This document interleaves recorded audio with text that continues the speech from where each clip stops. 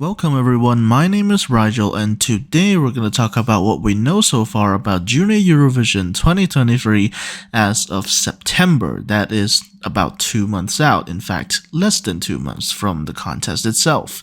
Now let's go through the basics. Of course, it's going to be hosted in France, specifically in the city of Nice, specifically at the arena known as Palais Neckar.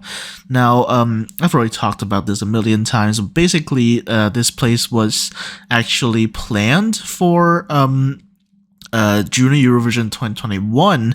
However, the producers decided that they didn't want kids, during the COVID situation to go any further than Paris because, obviously, a lot of these kids are traveling in from all sorts of countries and they're we're probably going to pass by, Paris anyway, unless you're traveling from Spain or Portugal. So yeah, I think because of that, they're now deciding to do Nice instead of in 2021, and also in a recent press conference, they said that basically a lot of their operations are already in Nice. France Télévisions, they're already doing a lot of their operations in Nice, so it's just a city that they are familiar with. So with that said, let's look at very briefly the countries that will participate, or rather just the list itself, because it's quite interesting. Some countries aren't returning, some are, and there's a debut country. Now, so you can see right here, we will have 16 countries taking part in Junior Eurovision 2023.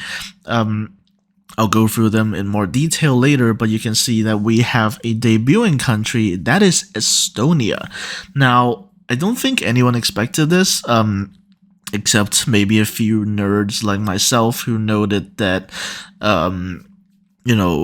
a country like Estonia had actually already expressed interest in previous years. They just hadn't really, put that to action, I guess. But we're getting Estonia in Junior Eurovision 2023, and they are now the final Baltic country to debut at Junior Eurovision, because before this we had Latvia and Lithuania around, I think, 2014 and 2015, but since then they haven't really taken part in the contest. But yeah, so they took part back then, but Estonia didn't, and now they're debuting in 2023. Now, another country that is also taking part that wasn't in the previous edition is Germany. Now, Germany didn't do, Junior Eurovision 2022 because there were basically travel warnings or something like that, or travel blockades, something like that prevented Germans from traveling to Armenia. I suspect it might have something to do with the conflict with Azerbaijan. That will come up later, unfortunately. But yeah, so basically they took a step back from 2022, and yeah, they also said it was a kind of creative break, and now they're back. So yeah, welcome back Germany, and we already have their entry, which I'll talk about in a sec.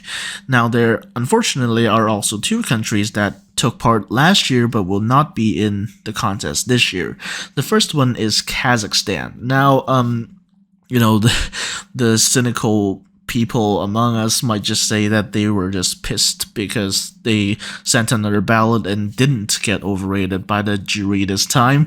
But I think, sure, you can say that's one of the reasons, but I think it's also an opportunity for them to kind of reevaluate how they view the contest, for example, and how how to go about with the contest, and maybe not necessarily send the same genre year after year.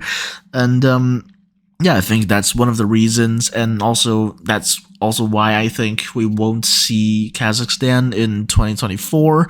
I'm sure the EBU would love the money. However, I think Kazakhstan are kind of just internally, going about how this could work, because, obviously Australia has ended their contract with the EBU, and right now their participation is kind of uncertain. So people naturally want Kazakhstan to take part in Adult Eurovision as well, but I don't think that's happening just yet. And the other country that isn't returning from 2022 is Serbia. Now, this one's actually pretty simple. It might seem surprising. However, the reality is that the interest in the contest is just really, really low in Serbia. Now, I already felt like it was kind of a red flag when last year I saw that the number of applications was like 12 or something like that for their auditions, and that was kind of it. And in other countries like Spain, you're getting hundreds and hundreds of submissions. So the interest in the contest just isn't huge, and basically they're kind of losing money by even doing the contest in the first place. So they just decided to pull out and maybe reevaluate their strategy. So that's the list of participants. Otherwise, it pretty much remains the same from 2022. For the time being anyway. But it is also noted here that this is the first time in Junior Eurovision history that the entire Big Five will participate in the contest. Now, that's very nice, and previously this wasn't possible because Germany wasn't in 2022 while the UK was. So this year we're getting the UK and Germany and Italy and France and Spain. So that's the entire Big Five in Junior Eurovision 2023. So that's lovely to see. After that, let's look at the visual design. Now you can see the logo right here. You can see that, and the initial reaction wasn't really positive, at least online. I think a lot of people, or at least some people, kind of accused France Télévisions of basically using AI to generate an effect. But what we did find later is that in the intro graphic that we found for those videos where they post about the national final performances and such, someone found that one of the smoke effects was literally just a readily available smoke effect that you could find on YouTube.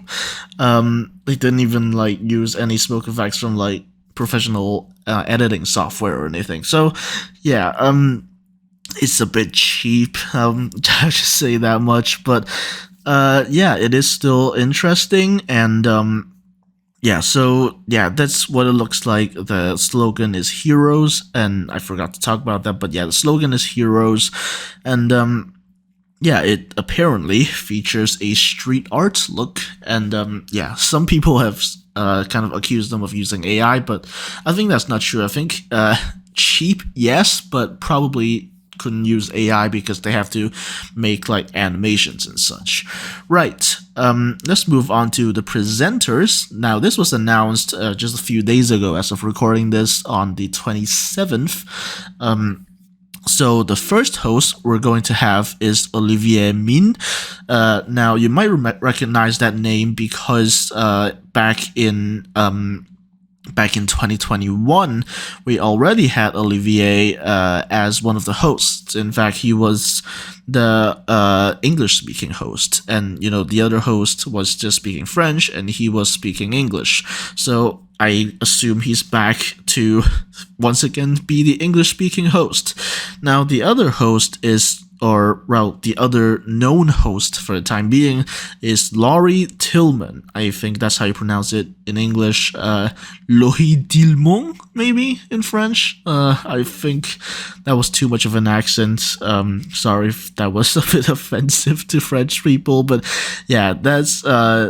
Tillman is the other host. Basically, she's an actress, presenter, model, something like that, who's also recently been presenting shows on France Télévisions. Hence, she was selected to also present Junior Eurovision 2023, which I'll assume she's probably going to be the main French-speaking host.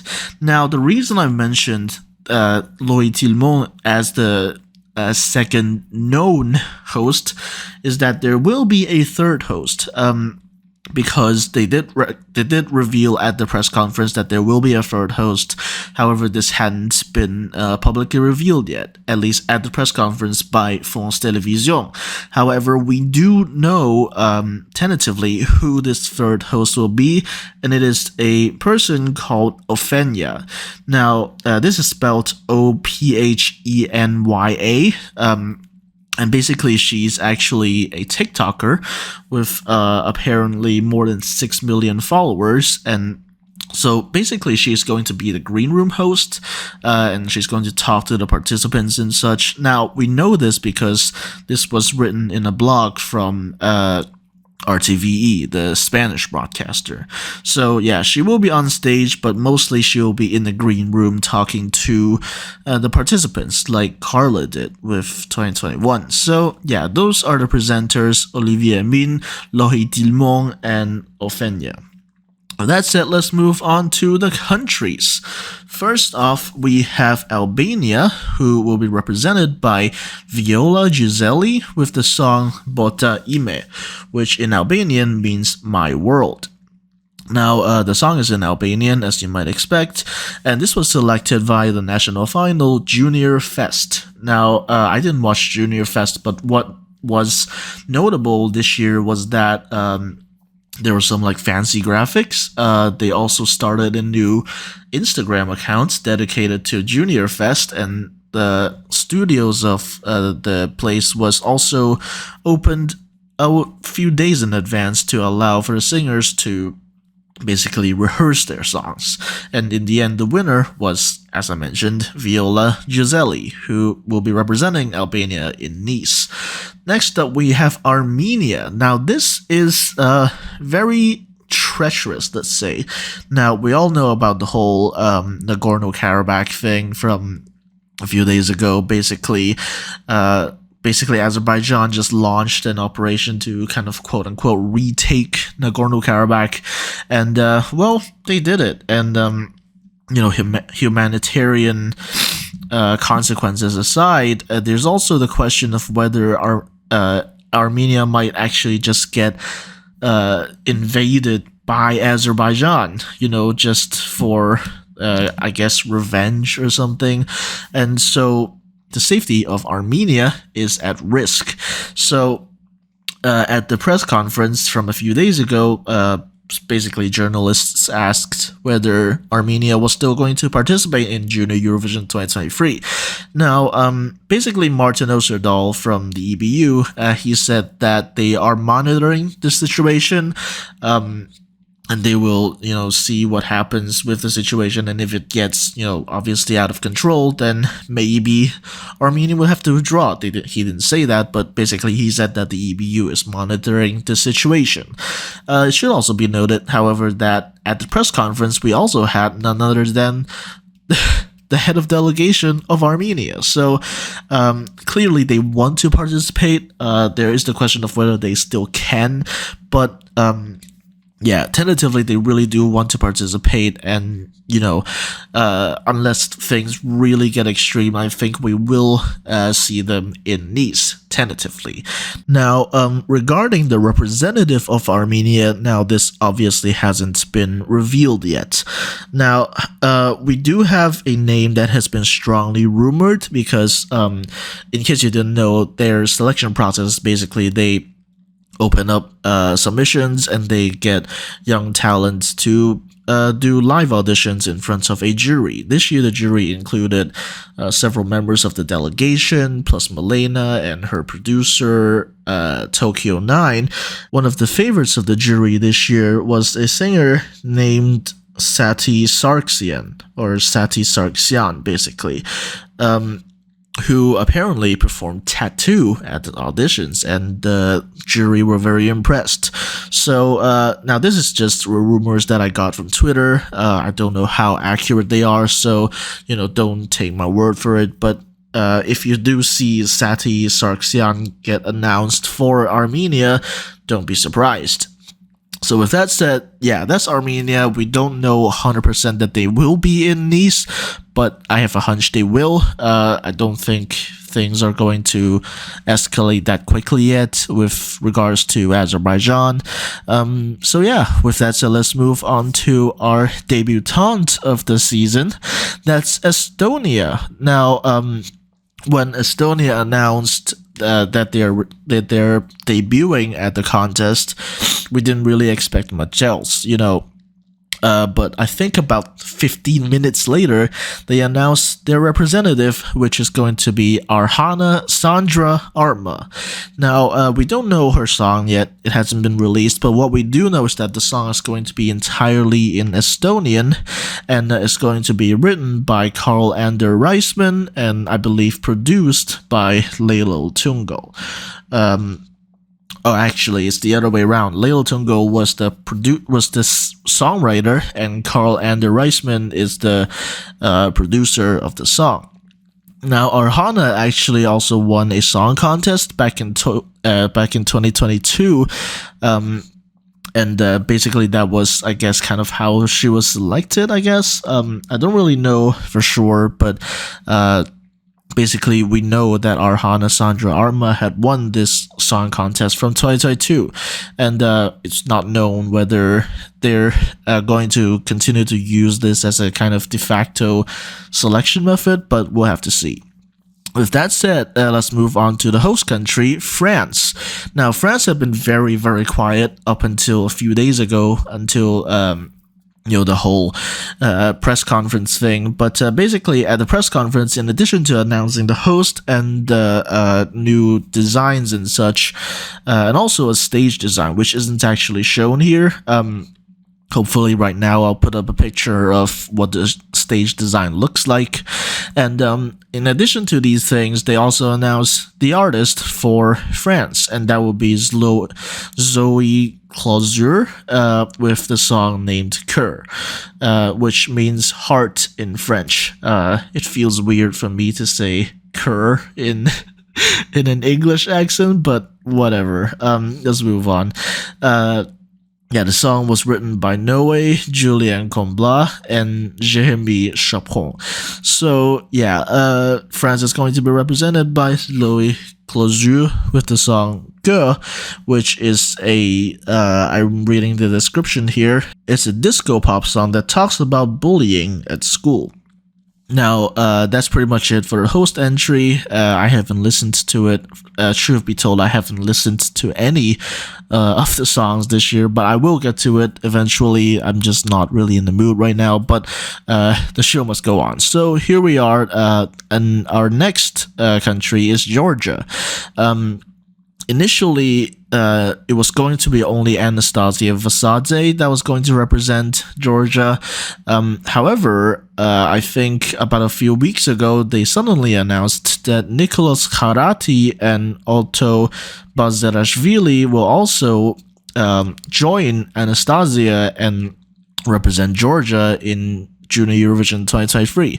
Now, these two boys were basically also finalists in Renina 2022, and just basically, like I mentioned a few weeks ago, they were suddenly announced as joining Anastasia to take part in Junior Eurovision 2023.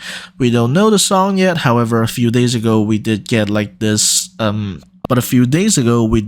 news report from GPB, which basically detailed kind of the songwriters that are going to be involved in creation of the entry, and there was also a snippet of the song. However, I can't really find it anymore. I'll try to link it in the description if I can find it, but right now I can't. So yeah, with that said, let's move from Georgia to Germany, where they will be represented by Fia with the song Ohne Worte, whatever. Basically, this translates to without words in German, and this is actually kind of nice because we don't have the full song yet. But basically, in the little clip that we did see, she actually sang while doing sign language, so that's really cool. And the selection was actually done like an online selection. Basically, there was like 1 minute clips of each of the participants singing their songs, and basically people had to vote based on that. So in the end, the winner was Fia with the song Ohne Worte. The song is as far as we know anyway in German, and the full song is apparently going to come out on the 13th. So yeah, we'll have to see what it sounds like, what the full production sounds like, and all that. So yeah, there it is. Germany will be represented by Fia with the song Ohne Worte. Moving on to Ireland, we don't know the representative yet. However, we have the selection ongoing right now, and I believe it takes place every Sunday or something like that. And as you can see here, the end of the selection will be on the 8th of October. And after that, the song will be internally selected for the singer, the winner of the national selection. Which, by the way, as you can see here, is called Junior Eurovision Era. And so, yeah, this is the selection that they've been using pretty much for the last few years now. And yeah, they're just continuing with that. Like I mentioned, I haven't really followed anything, but yeah, if you're in Ireland, you can tune into TG4 to check out the selection. It's mostly in Irish, although sometimes they do get guests which don't speak Irish, like Brooke, for example, I think was on the first week. And also some other guests as well. So yeah, Ireland are returning to the national final Junior Eurovision Era, and the winner will be determined on the 8th of October, which is in a little over a week. So with that said, let's move on to Italy, where nominally we don't really have much news. However, a while back I did see this article from Eurofestival News, which is an Italian Eurovision news site, and they said that basically the choice will be made, or at least influenced, by this person named Antoniano di Bologna.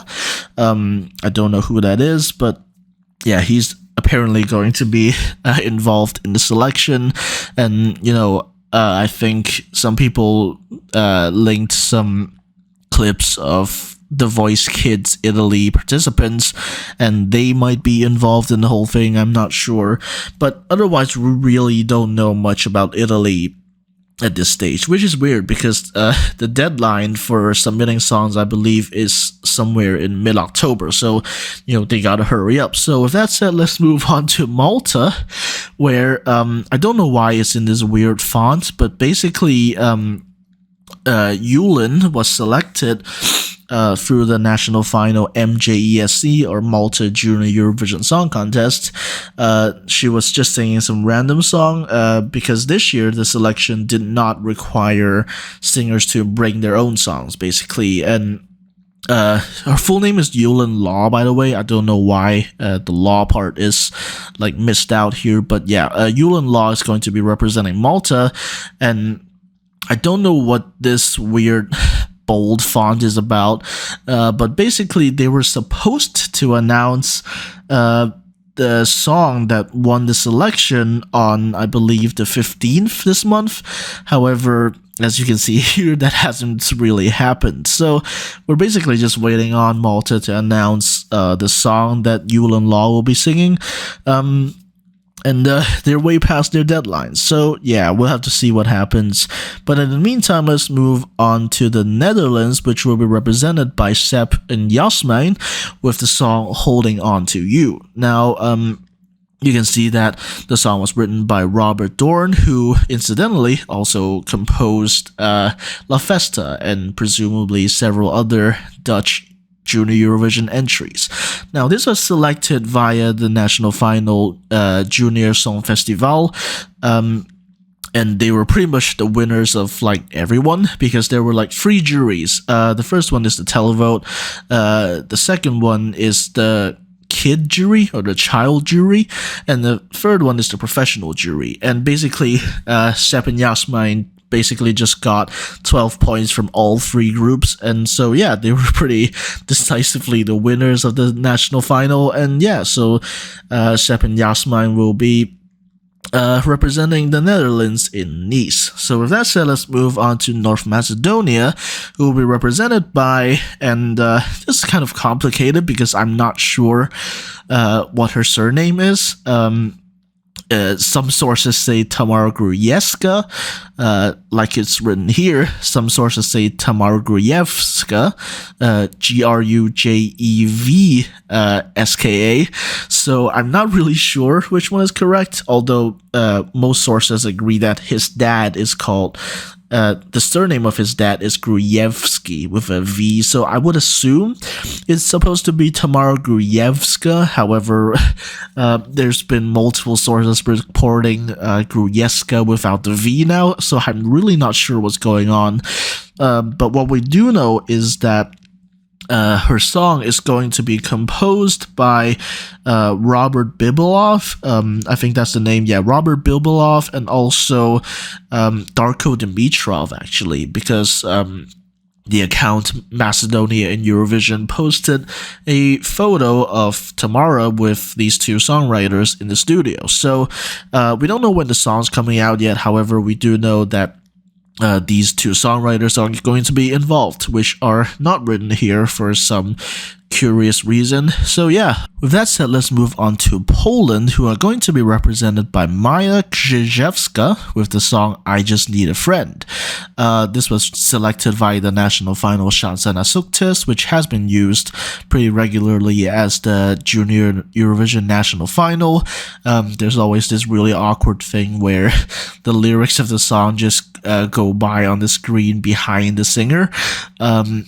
But yeah, the songs weren't revealed until the final, basically. And yeah, it was selected mostly via a jury, I believe. Although there may have been a televote, I'm not sure of the details. But yeah, through the national final Szansa na Sukces, we got Maja Krzyzewska as the representative of Poland in Junior Eurovision 2023. So there's not much else to say about that. Let's move on to Portugal, which will be represented by Julia Machado. This was basically selected through The Voice Kids. I think Julia actually won The Voice Kids Portugal, or at least, yeah, no, she won it. And so a few days after that, it was announced that she would represent Portugal in Junior Eurovision 2023. Now, later it was announced that these will be the songwriters for the song, and we don't know like what the title of the song is yet or anything like that, but we do know that it will be coming up very soon, actually, just over a week away from now. So yeah, it will be released on the 9th of October, and basically they did mention that what the song is about, and similar to some other songs in the selection in Junior Eurovision, this will be basically about bullying and such, and because apparently Julia lives in America, and she actually like posted some sort of I guess announcement or thank you message from like Times Square. So yeah, it's interesting, and yeah, she's going to be representing Portugal in Nice with a song that will be written by these people. And a few days ago, we got photos from the shoot of the music video, and it featured her basically in front of like a black background with a strong white light. And yeah, I think, yeah, that's about it, really. And, oh yeah, speaking of music videos, I forgot to mention that Georgia are actually filming their music video in the next few days as of recording this. So yeah, there's that. Portugal has already filmed their music video, and the song and the music video, presumably, will be released on the 9th of October. With that said, let's move to their neighbor Spain, who will be represented by the singer Sandra Valero. This was selected through a series of live auditions, and just I think a week ago maybe, it was announced that the song that Sandra Valero will be singing is called Love You, but spelled Loviu.